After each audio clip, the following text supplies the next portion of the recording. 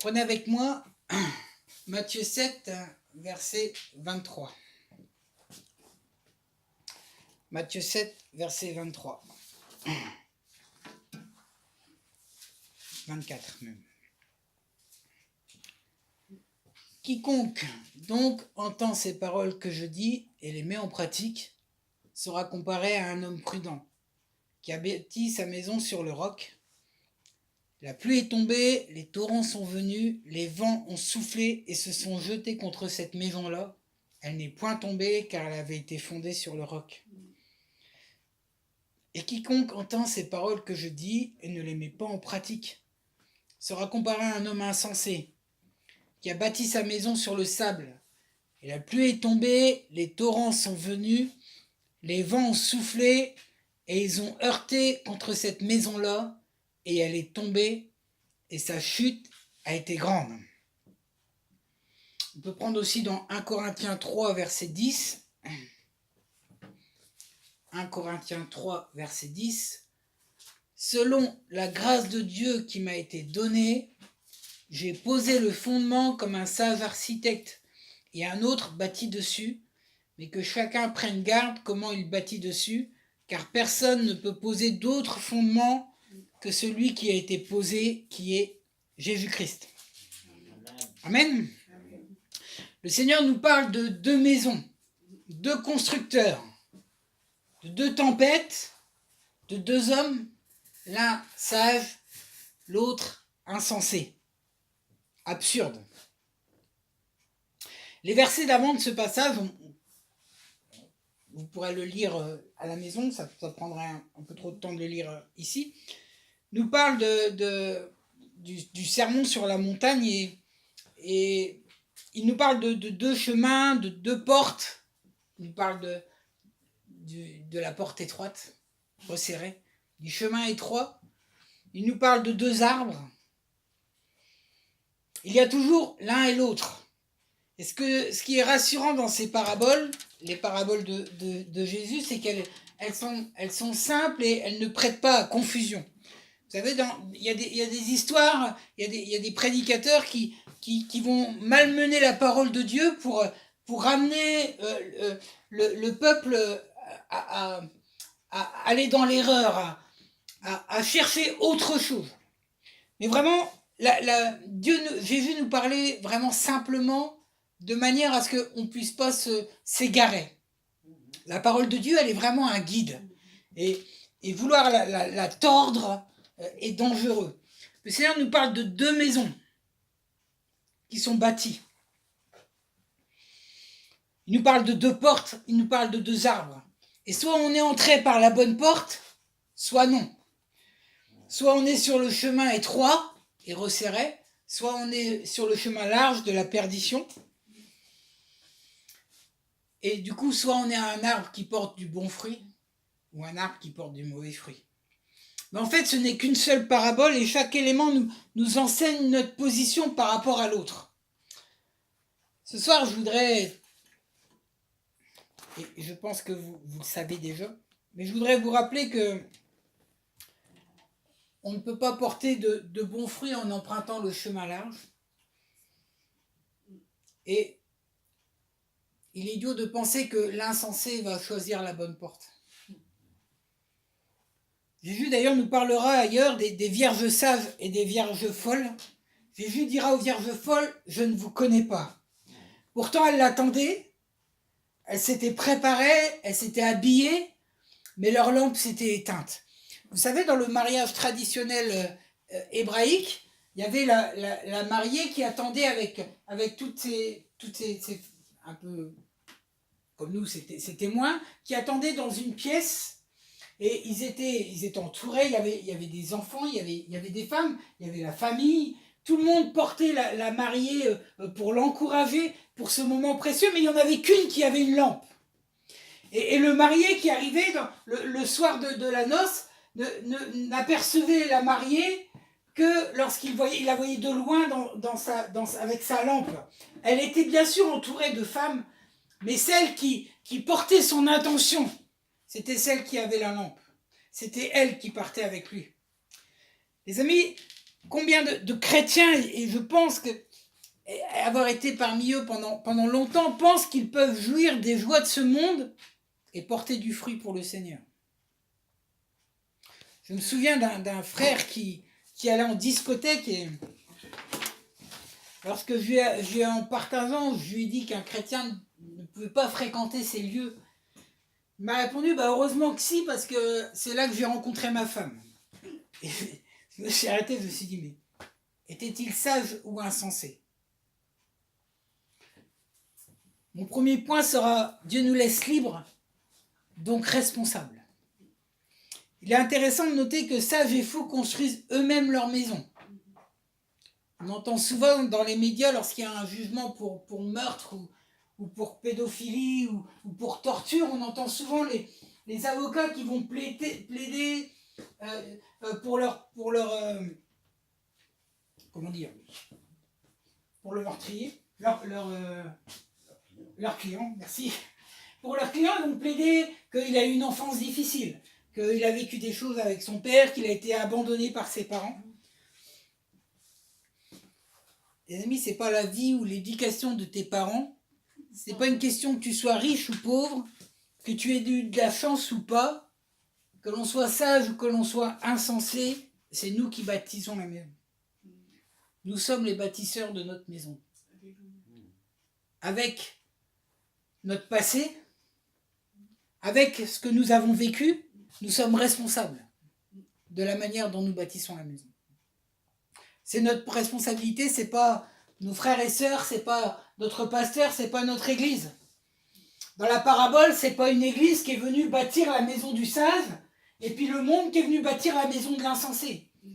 Le sage était tout seul face à la construction de sa maison, l'insensé était seul face à la construction de sa maison. Ce qui a changé entre l'un et l'autre, c'est que l'un était sage. Il était prudent. Tu es propriétaire de ta maison. Et vraiment, le Seigneur m'a insisté là-dessus lorsque je préparais ce message. Tu es propriétaire de ta maison. Tu es propriétaire de ce que tu en fais. Tu es propriétaire avec quoi tu la décores. Tu es propriétaire avec quoi tu fais la fondation. Tu es propriétaire sur les pierres que tu mets sur ta maison. Tu es propriétaire du jardin qui est autour de toi. Tu es propriétaire de ceux qui rentrent dans ta maison. Tu es propriétaire de ce que dans ta maison tu acceptes. Je suis propriétaire de ce qui rentre dans ma maison. Ecclésiaste 11, verset 9 nous avertit, « Jeune homme, réjouis-toi en ton jeune âge, et que ton cœur te rende gai au jour de ta jeunesse, et marche comme ton cœur te mène. » Marche comme ton cœur te mène, et selon le regard de tes yeux. Mais sache que pour toutes ces choses, Dieu t'amènera en jugement. Vis comme tu veux, sage ou insensé, et pour toutes ces choses t'amèneront au jugement. Dieu ne s'arrête pas dans cette parabole avec les matériaux avec lesquels tu pourrais bâtir ta maison. Et la mode maintenant dans les églises, c'est qu'il faut que tu mènes une vie trépidante. Je ne sais pas si vous avez remarqué, mais maintenant dans les églises, la mode, c'est de vivre une vie extraordinaire. Maintenant, on n'a plus des chrétiens persécutés qui sont prêts à être mangés par les lions. On a des chrétiens qui sont des champions. On nous vend que le chrétien doit être champion de ceci, champion de cela. Un bon chrétien, c'est quelqu'un qui va faire de séminaire en séminaire, qui va aller de manifestation spirituelle à une autre. 1 Corinthiens 3,10 nous parle de matériaux importants. Vous savez, là où Paul dit, celui qui bâtit sur la maison. Mais il nous parle, c'est vrai, de matériaux importants peut-être, mais il y en a qui misent tous sur les matériaux.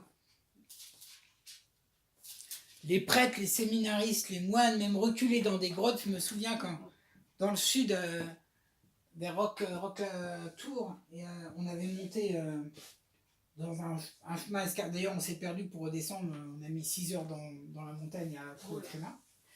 On a trouvé un ermite qui vivait dans une caverne et il avait pour subsistance les visiteurs qui venaient, qui laissaient un petit peu à manger, un petit peu à boire, parce qu'il n'y avait rien à des kilomètres et des kilomètres, on ne pouvait pas y accéder en voiture.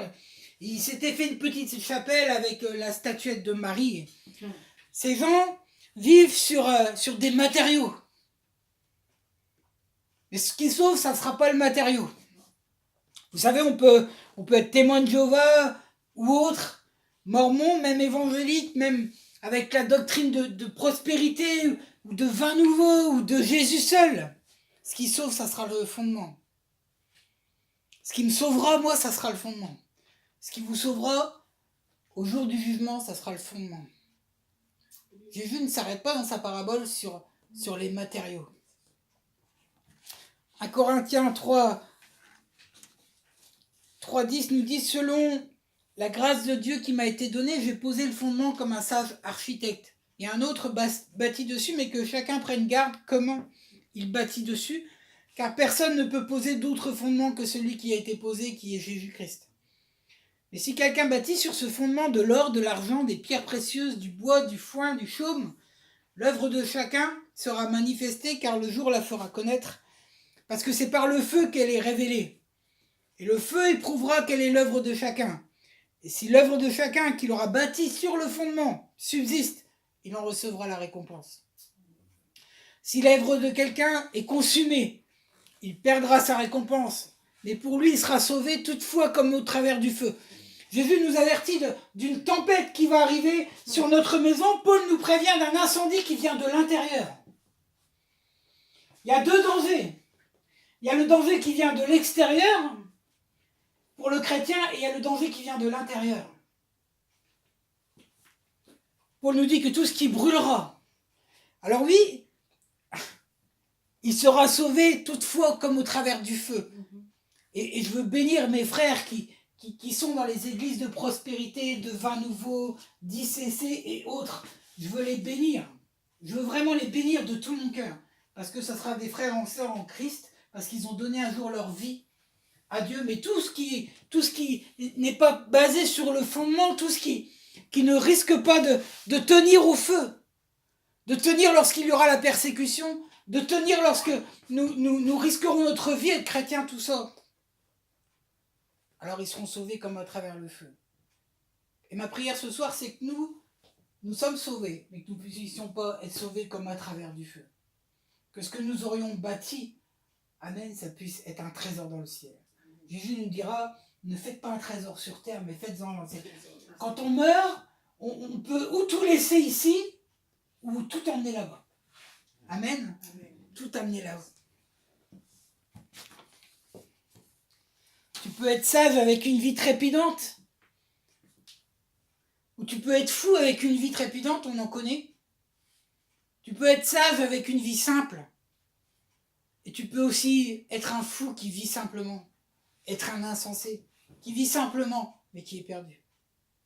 Ce n'est pas les matériaux qui déterminent si tu es sage ou fou, c'est le fondement.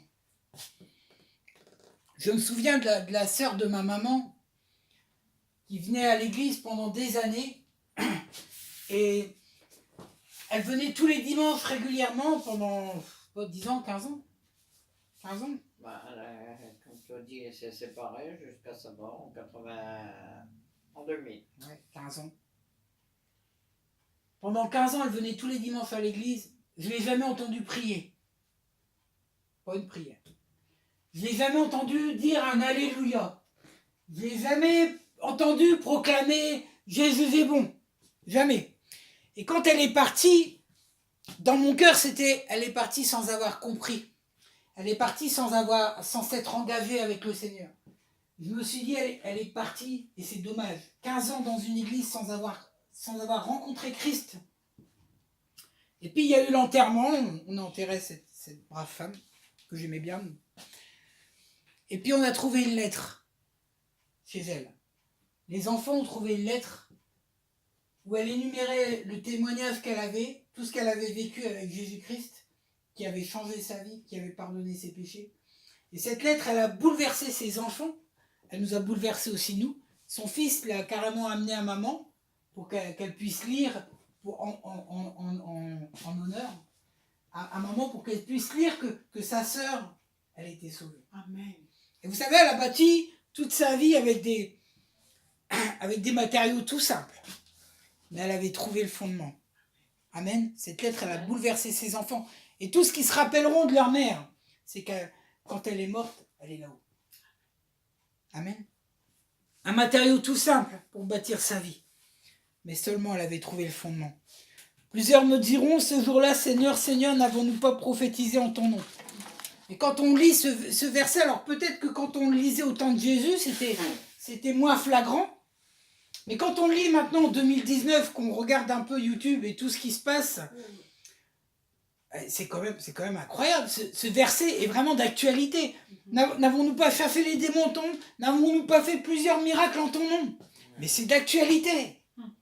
Là, le Seigneur est en train de nous parler pour notre siècle à nous.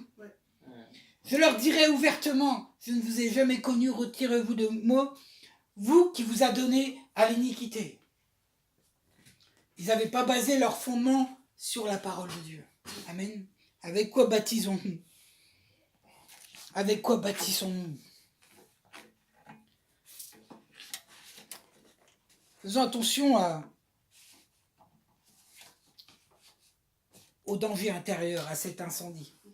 Faisons attention à ce que nous laissons rentrer dans notre maison. Faisons attention avec quoi nous remplissons notre âme. Et maintenant, c'est facile avec Internet, avec la télévision. Je cherchais un peu, je me renseignais sur des études bibliques sur le 666, le chiffre du diable. On voit un peu partout, c'est même phénoménal. Hein. Si vous vous renseignez un peu, on voit ça partout. Caché, mais on voit quand même. Et j'ai trouvé un site chrétien qui expliquait que le W en chiffre numérique en hébreu, en chiffre numérique, c'est le 6. Vous savez, Internet, c'est www. Internet et l'image. Faisons attention à nos distractions, mais aussi aux situations que nous laissons. Je pense au non-pardon, je pense à la colère. Vous savez, toutes ces choses qui brûleront quand on passera devant Dieu. Vous savez, j'entendais dernièrement, on en discutait avec Jacqueline, quelqu'un qui change d'église parce que on lui dit plus bonjour parce qu'il est trop proche du pasteur. Et je me dis, mais Seigneur, tout ça, est-ce qu'on pourra, quand on sera devant ta face, Seigneur, est-ce que je vais pouvoir dire j'ai changé d'église parce que on me disait plus bonjour? Est-ce que ça va pas brûler tout ça? Vraiment, je vous invite ce soir, et le Saint-Esprit nous invite à faire attention à ce que nous laissons entrer dans notre vie. Par négligence, par fatigue, ou par intérêt aussi. Les choix que nous faisons pour avoir la moindre petite place, le moindre intérêt, le moindre... comment dire, être vu, être aperçu par les autres. Mais c'est incroyable tout ce qu'on est capable de faire. C'est incroyable. Tout ça, ça sera brûlé. Oui, on est sauvé. Mais tout ça, ça brûlera. La pluie est tombée, les torrents sont venus, les vents ont soufflé et se sont jetés contre cette maison-là. Il y a un vrai défi, un défi extrême. Paul dira, j'ai achevé la course, j'ai combattu le bon combat. Et vous savez, quand je lis ce passage-là, quand Paul dit, j'ai achevé la course, j'ai l'impression que Paul, il prend un mouchoir et puis qu'il passe sur le front, il fait, ça y est. Vous ne le voyez pas comme ça? Comme il prend une lingette, il s'essuie le front et puis il dit, ça y est. J'ai achevé la course, j'ai fini.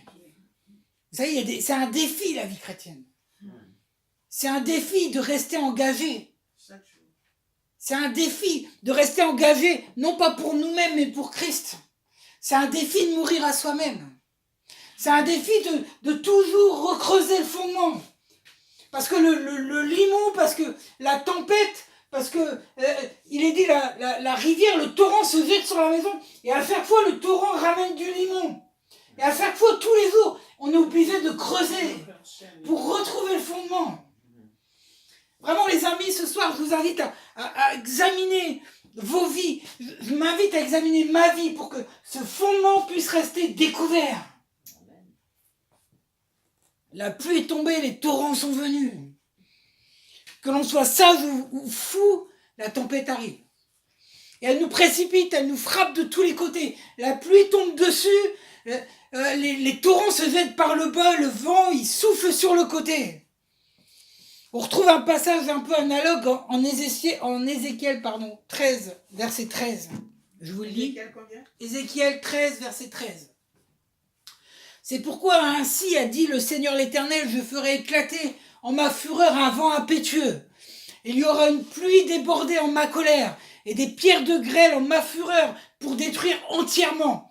Et je démolirai la paroi que vous avez enduite de mortier mal lié. Je la jetterai par terre, tellement que son fondement sera découvert. Alléluia. Combien de fois nous subissons des tempêtes alors qu'elles sont simplement dues à notre vie, au choix que nous avons fait. Combien de fois Dieu doit faire éclater sa fureur, un vent impétueux doit détruire. Il est dit, je démolirai la paroi que vous avez enduite de mortier mal lié, de choses qui brûlent, de choses qui ne sont pas solides. Je la jetterai par terre tellement que son fondement sera découvert. Alléluia. Ah, gloire à Dieu. Ce fondement si solide, si ferme, c'est la parole de Dieu. Au commencement, Jean 1 nous dit, au commencement était la parole était avec Dieu, et cette parole était Dieu. Elle était au commencement avec Dieu. Toutes choses ont été faites par elle, et sans elle, rien de ce qui a été fait n'a été fait. En elle était la vie était la lumière des hommes. La lumière, lui, dans les ténèbres, mais les ténèbres ne l'ont pas reçue. Quiconque donc entend ces paroles et les met en pratique. Amen. Amen. Quiconque donc entend ces paroles et les met en pratique est un sage qui construit sa maison sur le fondement. Nous savons que dans tous les pays qui ont été islamisés au cours des siècles, où l'islam est entré dans ces pays comme religion, c'est des pays où la Bible n'était pas traduite dans la langue. On le sait, tous les pays qui ont été islamisés sont des pays où la Bible n'était pas traduite dans leur langue. Ils n'avaient pas de repères, ils n'avaient pas de refuge, ils n'avaient pas de roc pour s'appuyer. Alors, ils étaient à tout vent de doctrine.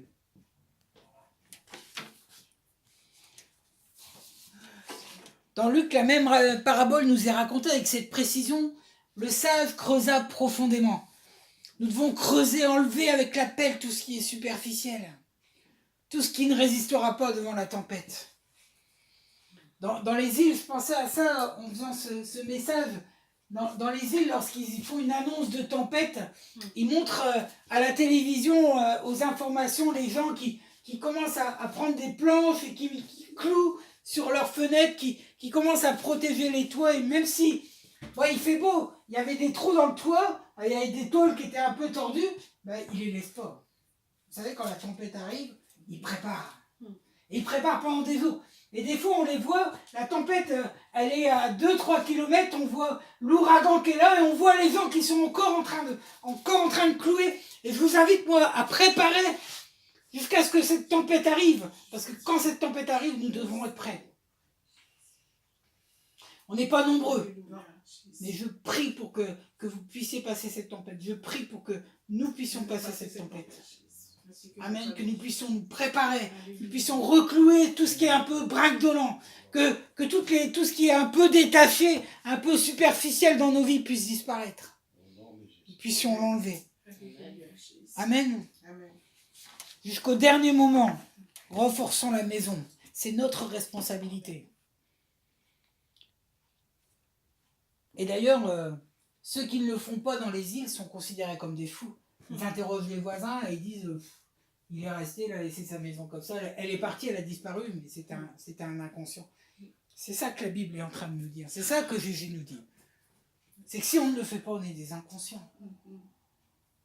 Retournons à la parole de Dieu. Restons attachés au fondement. Fuyons les doctrines qui surgissent de toutes parts. Que quand la tempête, les petits bourrasques, tout ce qui ramène du limon devant la fondation, qu'on puisse l'enlever. Amen, dans la parole de Dieu. Béni soit Dieu pour sa sainte parole. C'est elle, et elle seule, qui nous jugera. Alléluia, c'est pas un pasteur, c'est pas le plus grand des serviteurs de Dieu, c'est même pas le plus grand des anges, c'est la parole de Christ. Jésus nous dit que c'est sa parole qui nous jugera. Alléluia, cette parole sur laquelle je veux rester attaché, c'est elle qui me jugera. Ce soir, que faisons-nous de sa parole? Amen. Que nous puissions rester attachés à sa parole. Seigneur, merci. Merci pour ta parole. Seigneur, merci pour ce que tu mets, Seigneur, dans le cœur Seigneur, de tes enfants, Seigneur, ce soir. Merci parce que oui, nous voulons creuser profondément. Seigneur, nous ne voulons pas agir précipitamment pour bâtir notre maison. Seigneur, tu as dit que celui qui veut bâtir calcule d'abord, s'assoit, calcule s'il a de quoi, Seigneur, finir les travaux, s'il a de quoi, Seigneur, construire, bâtir. Seigneur, nous voulons nous asseoir et réfléchir. Si, Seigneur, nous avons dans notre vie mis ce qu'il fallait pour construire. Si, Seigneur, nous avons mis les matériaux qui résistent à l'incendie, Seigneur mon Dieu, de l'intérieur. Seigneur, ces matériaux qui sont inflammables, Seigneur, qui sont dangereux, qui provoquent des toxiques, Seigneur, nous voulons nous en débarrasser. Seigneur, débarrasse-toi Seigneur, de tout ce qui en nous, Seigneur, nous pollue. Seigneur, merci pour ta parole parce qu'elle est vivante, elle est efficace, elle est tranchante. Seigneur, je bénis ton nom, Seigneur, pour cette parole. Seigneur, oui, nous voulons être jugés par ta parole. Seigneur, que ta parole fasse vie en nous. Seigneur, tu es la parole et la lumière du monde. Seigneur, si nous ancrons notre vie sur ta parole, nous brillerons, Seigneur mon Dieu.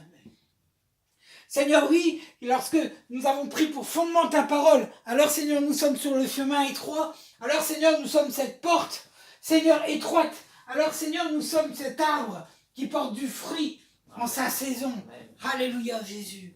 Gloire à ton nom. Sois béni, Père. Amen. Alléluia.